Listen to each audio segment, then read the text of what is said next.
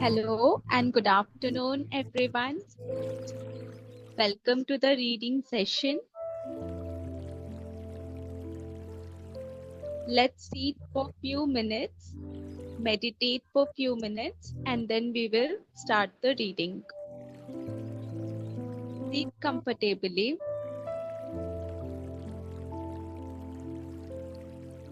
Breathe in.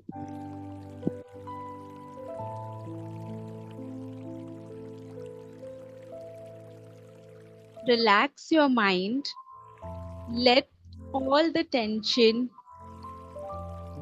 move away from every part of your body, from face, from jaw.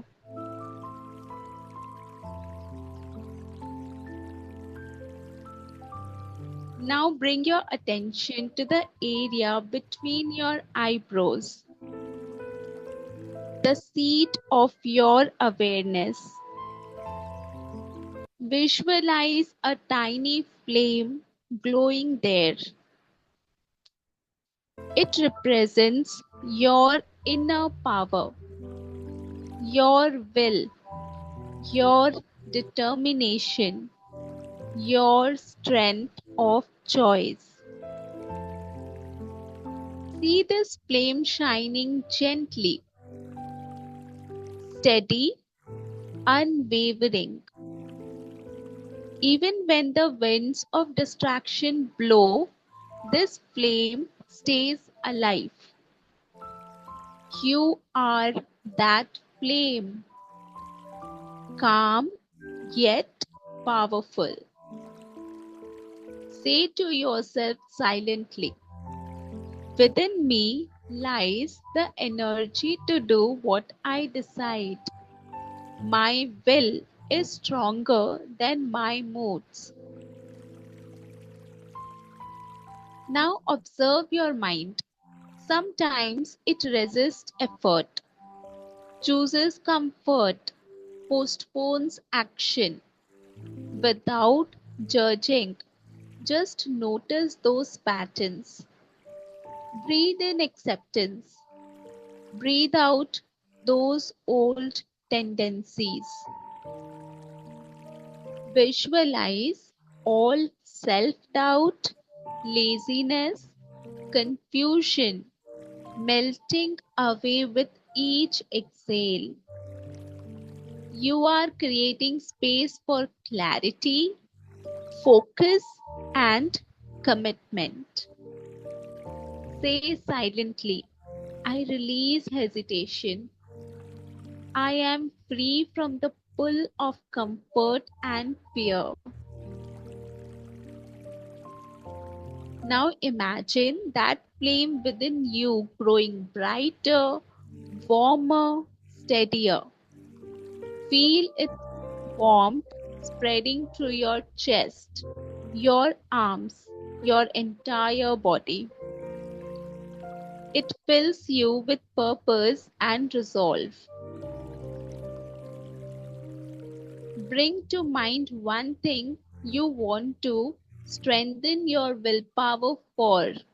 Maybe waking early, studying regularly, meditating daily, or staying disciplined in health or work. See yourself doing that activity with confidence and ease. Each time you act on your goal, that inner flame glows stronger. Affirm silently.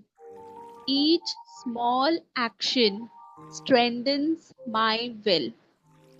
I have the power to choose what's right, what's not what's easy.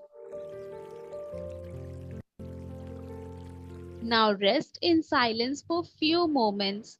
Feel the calmness and strength blending within you. There is no struggle, only steady, peaceful determination.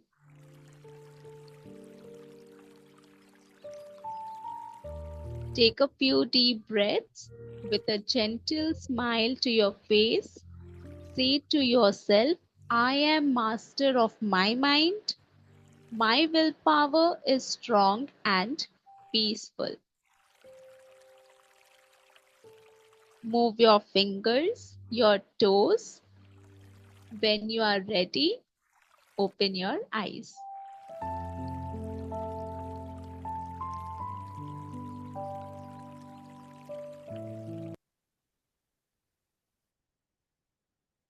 Okay, so now we will start our reading.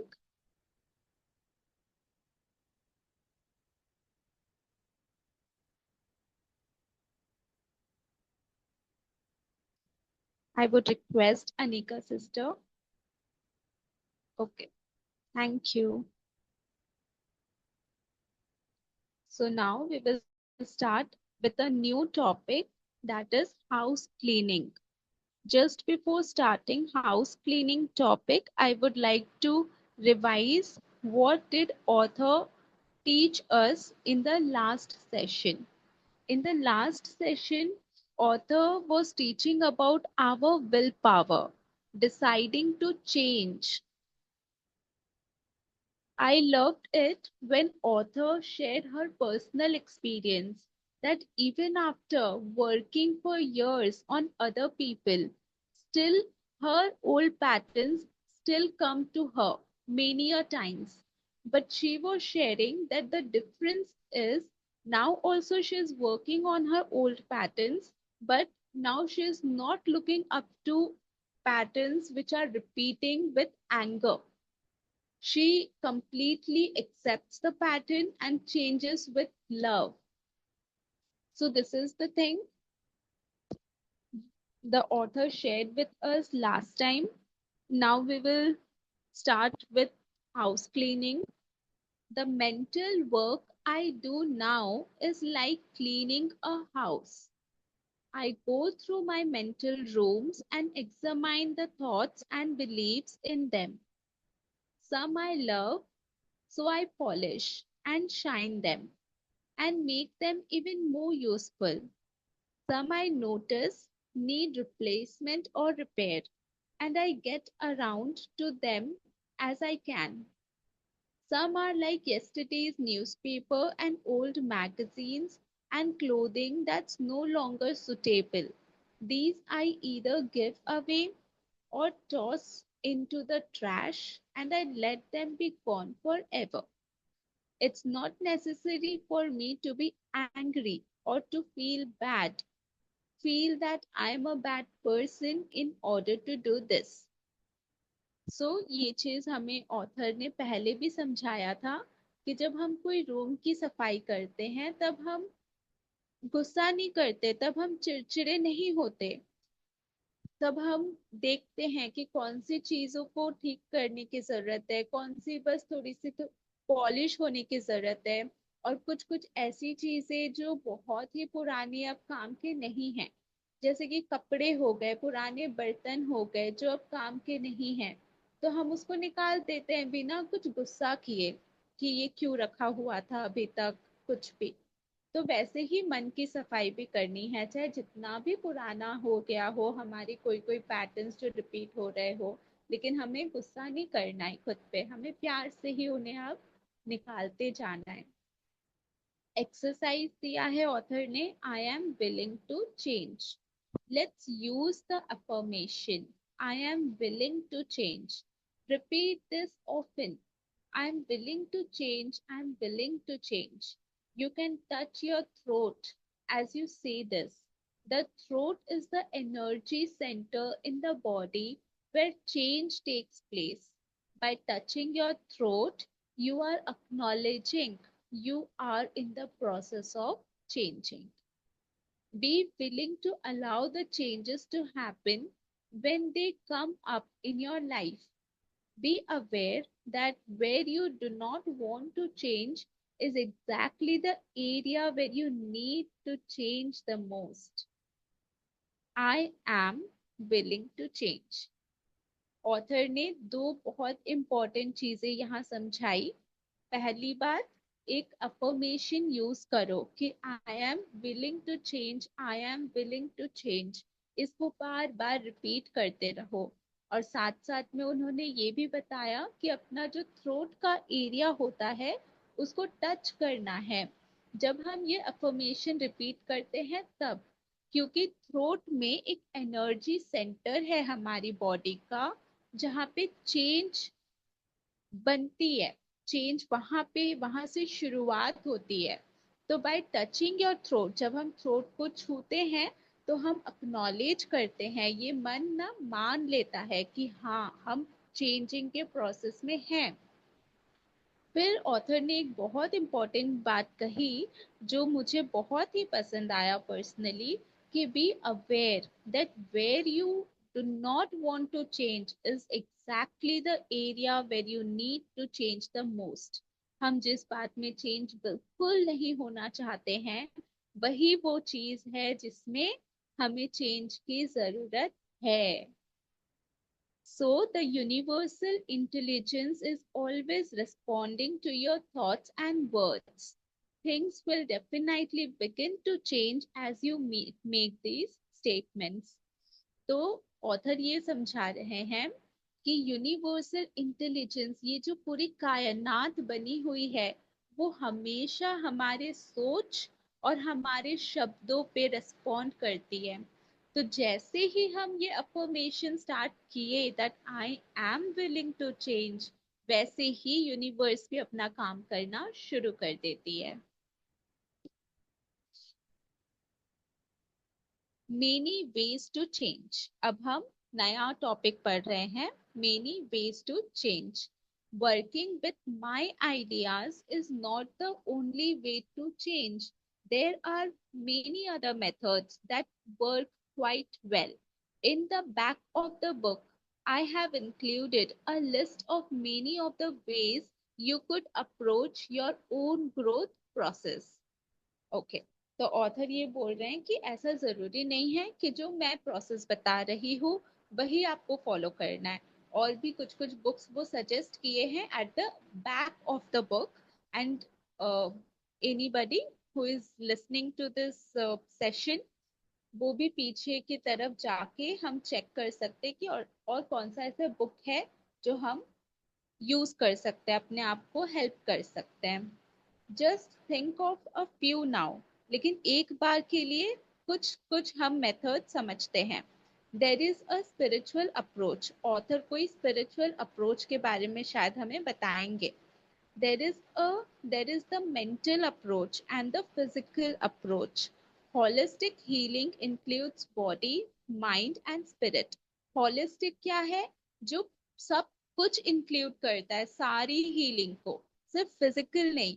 अभी अगर हम कुछ साल पहले तक का सोचें तो हम सिर्फ फिजिकल हेल्थ के बारे में ज्यादा सोचा करते थे। अभी फिजिकल से मेंटल लेवल पे ज्यादा, मेंटल लेवल पे हर कोई परेशान है, हर कोई अपनी मेंटल हीलिंग चाहता है।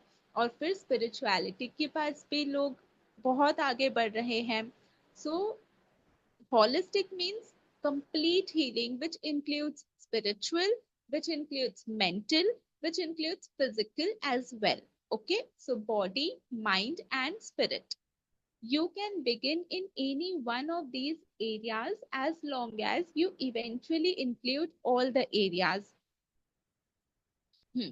वो ऑथर बता रहे कि शुरू शुरू में आप एक ही हीलिंग के बारे में स्टार्ट करो, कुछ भी पकड़ लो, या स्पिरिचुअल या मेंटल या फिजिकल, एंड धीरे धीरे धीरे धीरे सारी एरियाज अपने आप भी इंक्लूड होते जाएंगे। Some begin with mental approach and do workshop or therapy. Some begin in spiritual area with meditation or prayer. या तो कुछ लोग मेंटल अप्रोच चूज कर लेते हैं, फिर वो वर्कशॉप्स और थेरेपीज को यूज करते हैं फॉर देयर हीलिंग, या कुछ कुछ लोग स्पिरिचुअल एरिया को चूज कर लेते हैं तो वो मेडिटेशन और प्रेयर को यूज करते हैं for healing. When you begin to clean your house it really doesn't matter which room you started. जब आप अपने घर की सफाई कर रहे हैं तब कोई ये चीज मैटर नहीं करता कि आप कहाँ से शुरुआत कर रहे हैं। Just begin in the area that appeals to you most, जो आपको समझ में आ रहा है, जो जिसकी तरफ आपकी वो लाइकनेस ज्यादा हो रही है, वहां पे आप चूज कर लीजिए। The others will happen almost by themselves. एक बार शुरुआत करने से फिर और अदर्स भी होते ही जाएंगे। Now, junk food eaters who begin on the spiritual level often find that they are drawn to nutrition. They meet a friend or find a book or go to a class that brings them to an understanding that what they put into their bodies will have a lot to do with how they feel and look. तो जो junk food खाते हैं और वो change होना चाहते हैं, तो जब वो स्पिरिचुअल लेवल को चूज करते हैं तो वो ये पाते हैं खुद में कि चेंज, कोई एक हीलिंग को चूज करने की वजह से वो ये चेंज पाते हैं खुद में कि वो अब न्यूट्रिशन की तरफ बढ़ रहे हैं। वो या तो कोई फ्रेंड को अप्रोच करते हैं या कोई बुक की मदद लेते हैं या फिर कोई क्लास रेफर करते हैं जो उनको समझ, जिससे उनको समझ आता है कि जो भी वो शरीर में डालेंगे उससे बहुत फर्क पड़ता है कि वो क्या सोचते हैं, वो क्या महसूस करते हैं और वो कैसे दिखते हैं। One level will always lead to another as long as there is willingness to grow and change. एक चीज हम जब पकड़ते हैं, हम स्टार्ट करते हैं, तो वो हमेशा ही दूसरा आगे की तरफ हमें लेके जाएगी। बस ये बहुत जरूरी है कि हमारा कितना विलिंगनेस है ग्रोथ के लिए एंड चेंज के लिए, तो हम आगे बढ़ते जाएंगे। I give very little nutritional advice because I have discovered that all systems work for some people. I do have a local network of good practitioner in the holistic field, and I refer clients to them when I see the necessity for nutritional knowledge. This is an area where you must find your own way or go to a specialist who can test you. Many of the books on nutrition have been written by persons who were very ill and worked out a system for their own healing. Then they wrote a book to tell everyone else the methods they used. However, everyone is not alike. For instance, the, the macrobiotic and the natural raw food diets are two totally different approaches. The raw food people never cook anything, seldom eat bread or grains, and are very careful not to eat fruits and vegetables at the same meal, and they never use salt. The macrobiotic people cook almost all of their food, have a different system of food combining and use a lot of salt. Both system work. Both system have healed bodies, but neither system is good for everybody's body. My personal nutritional approach is simple. If it grows, eat it. If it doesn't grow, don't eat it.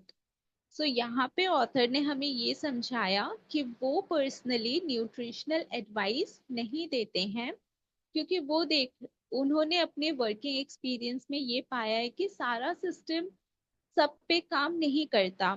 Every person have a different body.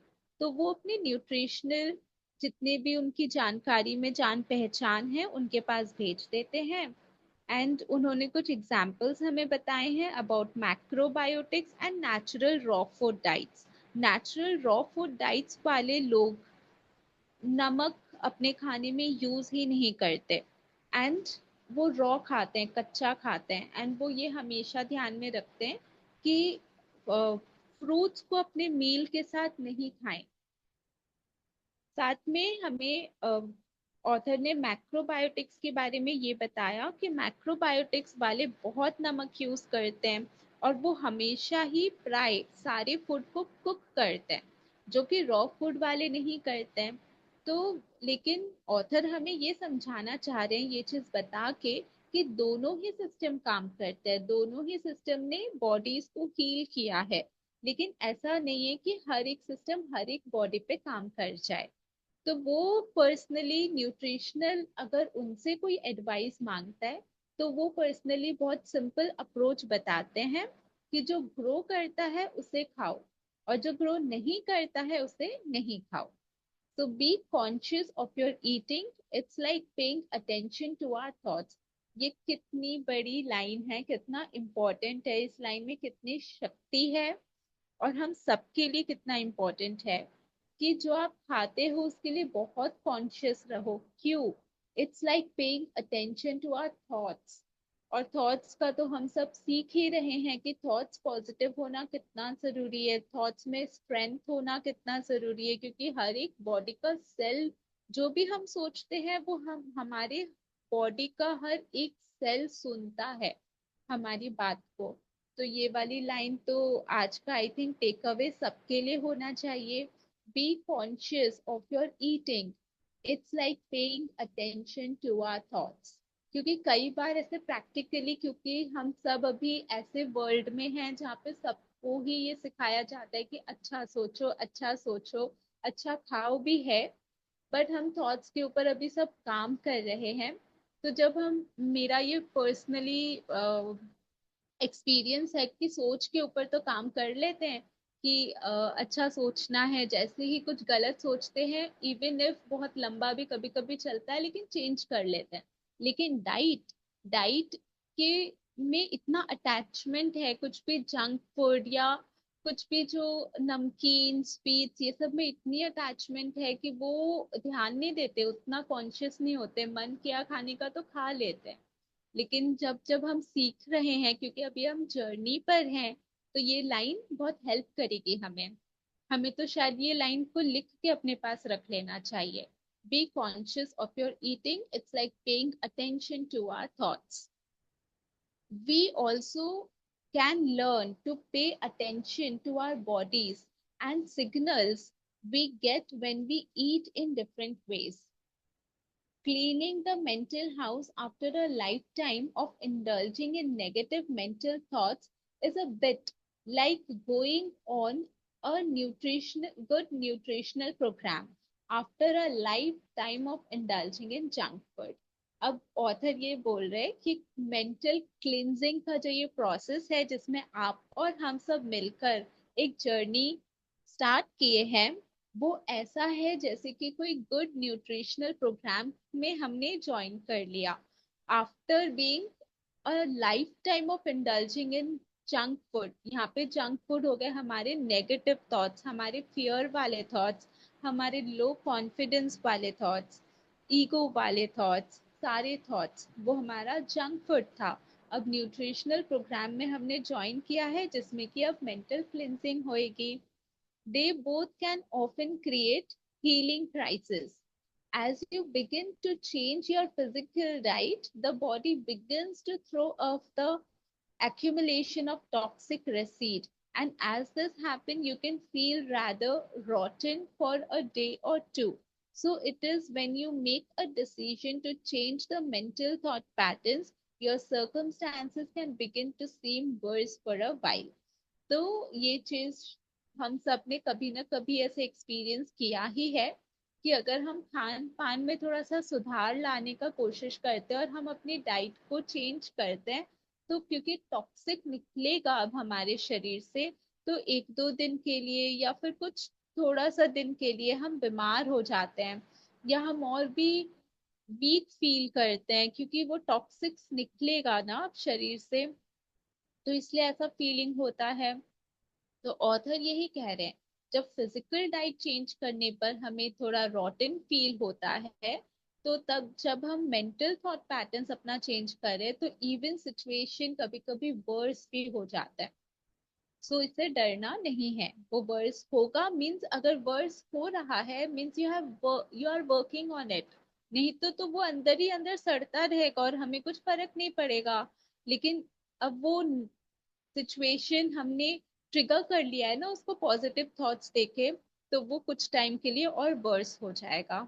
Recall for a moment the end of a thanks giving dinner. The food is eaten and it's time to clean the turkey pan. The pan is all burnt and crusty. So you put in hot water and soap and let it soak for a while. Then you begin to scrap the pan. Now you really have a mess. It looks worse than ever. But if you just keep scrubbing away, Soon you will have a pan as good as new. तो यहाँ पे author एक pan का example दे रहे हैं. Author कह रहे हैं कि उस मोमेंट को इमेजिन करो कि हमने बहुत ही अच्छे से अपना डिनर कंप्लीट कर लिया.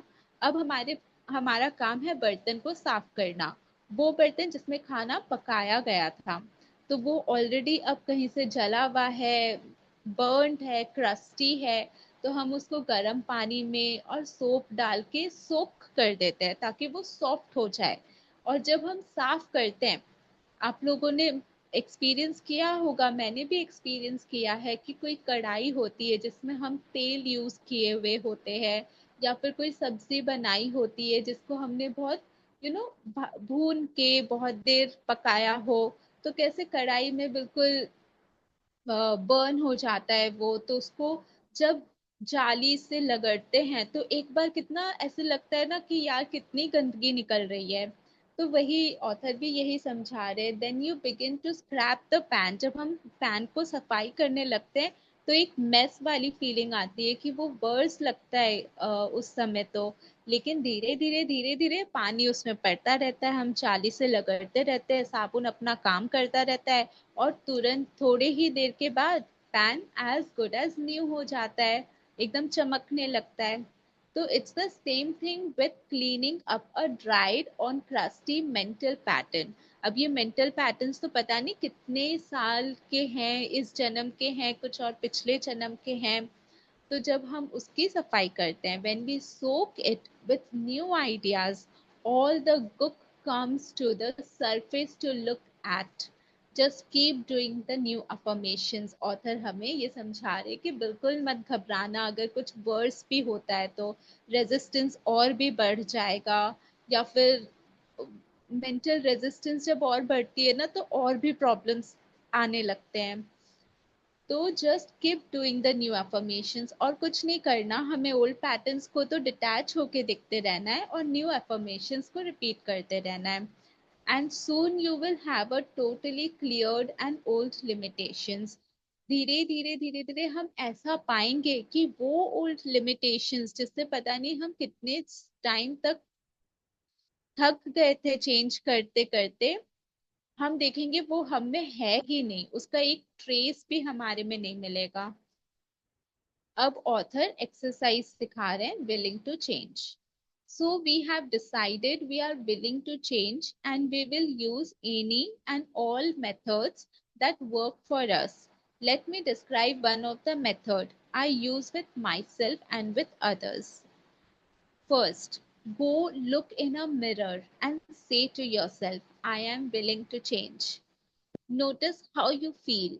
If you are hesitant or resistant or just don't want to change, ask yourself why. What old belief are you holding on to? Please don't scold yourself. Author अब एक्सरसाइज हमारे साथ share कर रहे हैं. तो उन्होंने कहा कि वो कौन सा एक्सरसाइज खुद के लिए प्रैक्टिस करते हैं. वो मिरर के पास जाते हैं और बोलते हैं I am willing to change. तो हमें भी वो वही करने बोल रहे हैं. वो कह रहे हैं कि ये देखो, जब आप ये बोलते हो मिरर के सामने I am willing to change, तो हम कैसा महसूस कर रहे हैं. हम हेजिटेंट हैं क्या, हम रेजिस्ट कर रहे हैं क्या, या हम चाहते हैं हम चेंज ना हो. तो फिर अगर ऐसी फीलिंग्स हैं तो अपने आप को पूछो कि क्यों, कौन से ओल्ड बिलीफ है जिसको मैं पकड़ के रखना चाहती हूँ अभी भी. लेकिन प्लीज डोंट स्कोल्ड योरसेल्फ. खुद के साथ बिल्कुल भी ऐसे नहीं होना, रूड नहीं होना है बिल्कुल भी, थोड़ा सा भी नहीं. So just notice what it is. खाली नोटिस करो कि क्या चल रहा है. I bet that belief has been causing you a lot of trouble. ये चीज हमने आपने सबने ये फील किया होगा. हमारा बस एक आदत हो जाता है पुरानी चीजें, क्योंकि हमें पुरानी चीज रिपीट करते करते वो अपनी सी लगने लग जाती है, तो हम उसको यूज करना चाहते हैं. कंफर्ट जोन भी हो जाए या लेजीनेस हो, उसको भी हम यूज करना चाहते हैं. Suppose waking up early in the morning, हमें वो सोने का आदत भी है और आराम भी मिलता है, तो हम उस आदत को कंटिन्यू रखना चाहते हैं. मतलब एक चाहना तो ऐसी होती है कि हम चेंज करें, लेकिन फिर भी हम सोना चाहते हैं बोल के ही तो हम सोते रहते हैं ना. तो वही ऑथर कह रहे कि हेजिटेंट हैं, हम रेजिस्टेंट हैं, या हम चेंज नहीं करना चाहते, क्या चीज है उसको नोटिस करना है। और लेकिन ये आदत हमें ट्रबल भी बहुत करती है, हम नहीं उठते हैं या हम पढ़ाई रेगुलरली नहीं करते हैं तो हमें कितनी ज्यादा ट्रबल फील होती है। लेकिन क्योंकि हम नहीं करते हैं तो हम नहीं करते हैं, फिर हम चेंज नहीं होना चाहते हैं। तो इस ये जो थॉट्स है ना, उसको बस नोटिस करना है। whether we know where it came from or not, let's do something to dissolve it now. अगर even if इतने कड़े हैं, हमारी जो पुरानी आदतें हैं हम चेंज नहीं कर सकते हैं, हमें जज तो करना नहीं है, हमें रूड होना नहीं है, तो हमें सिर्फ अभी नोटिस करना है कि हम कैसे अब डिसॉल्व करें उन आदतों को। Again go to the mirror and look deep into your eyes, touch your throat and say out loud 10 times, I am willing to release all resistance. तो ये रेजिस्टेंस ही होता है जो सबसे बड़ी प्रॉब्लम है। तो इसलिए ऑथर कह रहे कि अगर ये रेजिस्टेंट है कि आप चेंज नहीं होना चाहते हो, आपको पता चल रहा है, जो कि मेरा पर्सनली मुझे पता चल रहा है कि कहीं ना कहीं मैं चेंज शायद नहीं होना चाह रही हूँ, लेकिन एक दो दो डुअलिटी ऑफ मन है ना। एक कंफर्ट जोन में रहना चाहता है और वो ज्यादा पावरफुल बन रहा है, और जो चेंज होना चाहता है वो कमजोर हो जा रहा है। तो ये कमजोर जो हो रहा है, ये मन, उसी को ही ऊपर लेके जाना है, हमें विल पावर बढ़ानी है। तो ऑथर कह रहे कि वापस जाओ मिरर के सामने और 10 बार बोलो, और अपने आईज में, आंखों में आंखें डालकर अपने थ्रोट को टच करते हुए बोलो, I am willing to release all resistance. I'm willing to release all resistance. So I'm personally truly going to do this after this session, या शाम को जब मैं फ्री हो जाऊंगी तब। सो आप लोग भी कीजिएगा जरूर से। Mirror work is very powerful. As children, we received most of our negative messages from others, looking us straight in the eye and perhaps shaking a finger at us. Whenever we look into the mirror today, most of us will say something negative to ourselves. We either criticize our looks or berate ourselves for something. To look yourself straight in the eye and make a positive declaration about yourself is, in my opinion, the quickest way to get results with affirmations. So यहाँ पे author ने ये समझाया कि mirror work जो है वो बहुत बहुत बहुत पावरफुल होता है। ऑथर ये बता रहे कि जब हम छोटे थे, या आज भी अगर जो हमसे बड़े हैं, जो सीनियर्स हैं, या हम जिससे भी बात करते हैं, हम कैसे बात करते हैं, हमारी ना आई कांटेक्ट होती है।